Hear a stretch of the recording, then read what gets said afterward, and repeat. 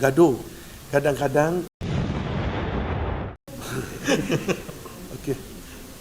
So semalam Datuk Sri Zahid ada kata UMNO kekal. So dari segi PKR macam memprogram kerajaan perpaduan sekarang ni macam mana dengan keputusan UMNO?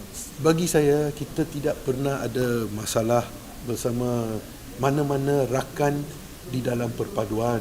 Di dalam satu parti ni lagi besar, di satu rumah pun kadang-kadang anak dengan ayah gaduh. Kadang-kadang ibu dengan ayah boleh bergaduh, tetapi tidak masuk, mereka tidak bersama. So bagi saya yang penting kita kena amalkan satu, ketua keluarga dah bersama. Itu yang penting. Kalau kita lihat bila anak bergaduh, kita tak boleh ambil itu bermaksud keluarga sudah pecah. So there's no issue, tak ada isu. Memang kita semua bersatu padu, we are all working together.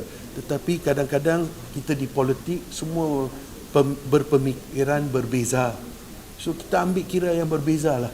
Tetapi as I said, yang buat keputusan ini majlis tertinggi ataupun majlis pimpinan pusat, we are together.